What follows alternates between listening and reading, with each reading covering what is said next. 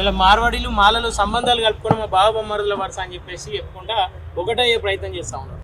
ఏం చేస్తారు నుండి ఎవరు కూడా స్పందిస్తలేదు. మరి అది మరి వాళ్ళ ఆ కమ్యూనిటీస్ గురించి నేను మాట్లాడదలుచుకోలే. కానీ ఆయన నాతో కూడా లైవ్లో మాట్లాడిండు. ఆ జిగ్నేష్ జోషి అన్నట్టు ఆయన మాట్లాడిండు. మా బావ డిప్యూటీ ముఖ్యమంత్రి అని చెప్పుకోపోయా మీ బావ. కానీ మరి వాళ్ళు మాట్లాడుకొని ముఖ్యమంత్రితో నన్ను మాట్లాడుకొని వీని అరెస్ట్ చేయాలని అనుకున్నారేమో నాకు తెలియదు. కానీ ఈ పోలీస్ స్టేషన్కి వచ్చిపోడు కాదు, జైల్లోకి పోయినా పర్వాలేదు, బరాబర్ మాట్లాడతాము. నేను అదే ఇది కూడా చెప్పిన, అదేంటి మీ బావనే బయటకు వచ్చి చెప్పమని చెప్పు. తెలంగాణలో 1000-2000 ఇస్తే తాగి పంటారని చెప్పి, రజాకార్ల వారసులు అని చెప్పి, అర్బన్ నక్సలైట్లు అని చెప్తున్నారు కదా, అవి వాళ్ళనే చెప్పు. ఉంచింది తినేటోళ్ళు అని చెప్పింది కదా. మీ బావను బయటకు వచ్చి డిప్యూటీ ముఖ్యమంత్రిని కూడా బయటకు వచ్చి చెప్పమని చెప్పినాము. ఇప్పుడు ఆయన చెప్పాల్సిన అవసరం ఉన్నది. ఎందుకంటే ఆయన పేరు వాడుతున్నాడు కాబట్టి మేము కూడా మాట్లాడే పరిస్థితి ఉన్నది ఇక్కడ. సో చెప్పాలి ఇప్పుడు, ఆయన కూడా చెప్పాలి. లేకపోతే మేము జనం లోపలికి ఎట్లాగో తీసుకుపోతాం.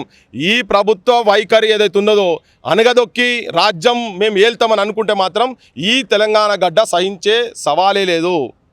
మార్వాడీల ఇష్యూ వచ్చినప్పటి నుండి బీసీలకు 42% అనేది నీరు గారిపోతా ఉందని చెప్పేసి కొంతమంది వాదన. ఏం చెప్పాలి? 200% నీరు గారే సమస్యనే లేదు.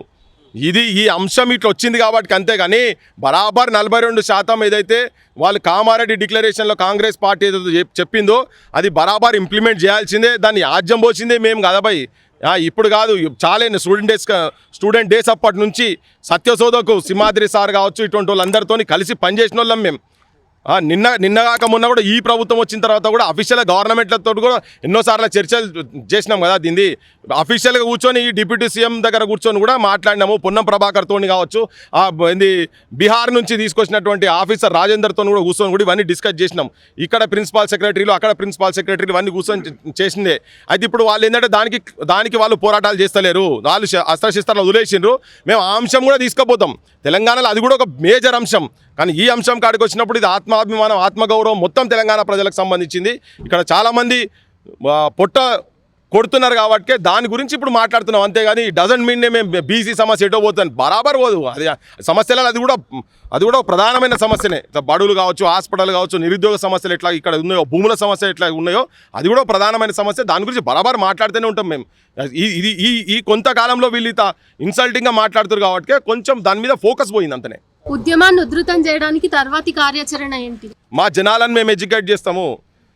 ఇక రేపటి నుంచి ఎవడైతే 1000 రూపాయలు 2000 రూపాయలు సంపాదించి తాగి ఇంట్లో పంటాడో వాళ్ళే ఈ మార్వాడీల దగ్గర, గుజరాతీల దగ్గర వస్తువులు కొనాలి. ఎవరైతే రజాకార్ల వారసులను అనుకుంటారో వాళ్ళే పోయి కొనాలి.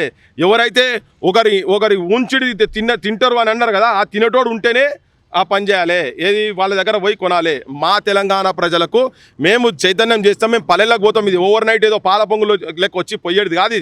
ఇది పోతూనే ఉంటుంది. ఇది కంటిన్యూస్ ప్రాసెస్. ఎట్లయితే తెలంగాణ భావజాల వ్యాప్తి ఎట్లయితే జరిగిందో, ఫియర్ ఆఫ్ ఎక్స్ప్లాయిటేషన్ జరిగింది, ఎక్స్పీరియన్స్ ఆఫ్ ఎక్స్ప్లాయిటేషన్. ఇప్పుడు మాకు ఎక్స్పీరియన్స్ ఆఫ్ ఎక్స్ప్లాయిటేషన్ ఆల్రెడీ జరిగింది తెలంగాణలో వీళ్ళతోటి.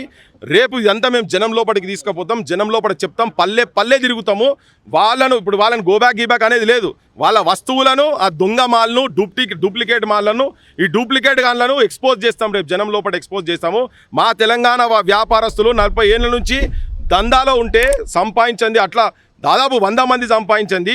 ఒక్క కుటుంబము 10-15 ఏళ్ళు 200 కోట్లు ఎట్లా సంపాదిస్తారో, అది ఎట్లా సంపాదించారో అదంతా ఎక్స్పోజ్ చేస్తాం రేపు జనం దగ్గర పోయి. ఆ చైతన్యం తీసుకొచ్చి ఎప్పటికీ కదా చట్టం రాదో, వ్యాపార హక్కుల చట్టం రాదో అప్పటిదాకా బరాబర్ కొట్లాడతాము. మా జనాన్ని చైతన్యవంతులను చేస్తాము. ఈ ప్రభుత్వంతో అయ్యేటట్టు చూస్తాం, కాకుంటే అది చేసేట ప్రభుత్వాన్ని కూడా తీసుకొస్తాం మేము. కానీ ఏంది, దేశాన్ని విభజన చేయదలుచుకున్నారా మరి వాళ్ళు? నార్త్ ఇండియన్స్ అంటే సౌత్ ఇండియన్స్ ఎవరికి రోషం లేదా? తెలంగాణకి రోషం లేదా? మేము అన్నం తింటలేమా? అంటే మీరు దోపిడీ చేసేందుకు వస్తే మేము దోపిడీ గురైతేనే ఉండాలనా? మేము వచ్చి మిమ్మల్ని రేపు చేసుకుంటూ కూర్చుంటారా అంటే తిరగబడమా? మేము బరాబర్ ఉంటుంది. మాకు అస్తిత్వం ఉన్నది. భారతదేశం అంటేనే నేను చెప్తూనే ఉన్నా కంటిన్యూస్గా. అది 580 సంస్థానాలు కలిపితే అయింది. అది 6000 డిఫరెంట్ కులాలు, 1600 భాషలు పైన భాషలు కలిపితే భారతదేశం అయింది. నువ్వేదో నిన్ను అనగదొక్కుతా మేము వచ్చి నార్త్ ఇండియన్స్ మేము పవర్ఫుల్ అంటే కాదు. మేము కూడా మనుషులమే, మాకు కూడా ఉంది. నీకు అది ఉండదు. ఇప్పుడు వాళ్ళు అన్నారు, అరే తూ క్యారే దూద్ బేచనే వాళ్ళ తూవి బాత్ కర్రా అన్నాడు. ఏ దూద్ బేచనే వాళ్ళ కాశ్మీర్ సే కన్యాకుమారి తక్ హే. ప్రతి ఊర్లలో ఉన్నారు. పాల వృత్తిలో ఉన్న గొల్లోలు ఆడికెళ్ళి ఇడదానుకున్నారు. ఈ జాతి కూడా ఉన్నది, మాయంబడి కూడా వీళ్ళు ఉన్నారు. ఎవరైతే నువ్వు వాడు అన్నాడు కదా తూ క్యారెట్ నీచా జాత్కా అని చెప్పని, నీ జాతికి కింద ఉన్నోళ్ళందరూ కూడా మిగతాళ్ళందరూ కూడా నీచా జాతులే. ఎస్సీ ఎస్టీలు విభిన్న బీసీ కులాలందరూ కూడా నీచా జాతులే. ఈ జాతులు కూడా మొత్తం భారతదేశం మొత్తం ఒకటైతాయి. నువ్వు ఖాళీ నీ మార్వాడ్ కమ్యూనిటీయో నీ గుజరాత్ కమ్యూనిటీయో కొంతమంది దోపిడిదారులను ఒక్కటి చేస్తా కావచ్చు, కానీ జాతి పేరు మీద తిట్టినావు కదా, దేశం మొత్తం మేము కూడా పెడతాం. ఇక్కడ అవసరమైతే ములాయం కొడుకుని ఇక్కడ తీసుకొస్తాం, లాలూని తీసుకొస్తాం, లాలు కొడుకుని ఇక్కడ తీసుకొస్తాం, మొత్తం నితీష్ను కూడా తీసుకొస్తాం. ఇక్కడ ఈ వాదం గురించి తిరిగేటువంటి వాళ్ళని కూడా మేము కూడా దించుతాం.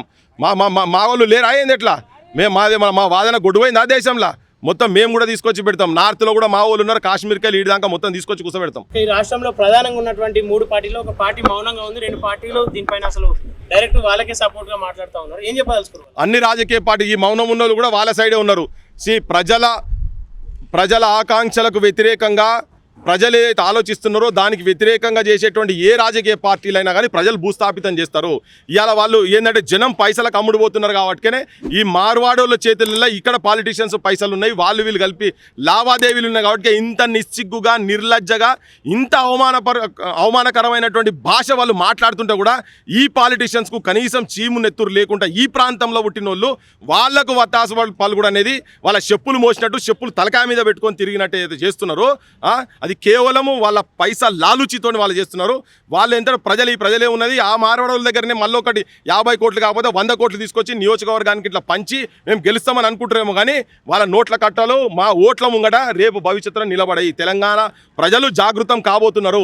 ఇలా మమ్మల్ని ఇక్కడ అరెస్ట్ చేసి లోపల పెట్టినా కానీ చాలా ప్రాంతాలలో బంద్ జరిగింది. ఇప్పుడే నేను విజువల్స్ చూసుకుంటూ వస్తున్నా, చాలా ప్రాంతాల్లో జరిగింది. రేపు ఇంకా కూడా మొత్తం యావత్ తెలంగాణ కూడా అటువంటి కాల్ ఇస్తే వాలంటరీగా బంద్ చేసేటువంటి సిచ్యువేషన్స్ వస్తాయి. అందరిని వర్తకులను మేము ఏకం చేస్తాం. మా కుల వృత్తులను, మా ఇక్కడ లోకల్ బిజినెస్ మ్యాన్లను మేము కాపాడుకుంటాము అని చెప్పదలుచుకున్నాం.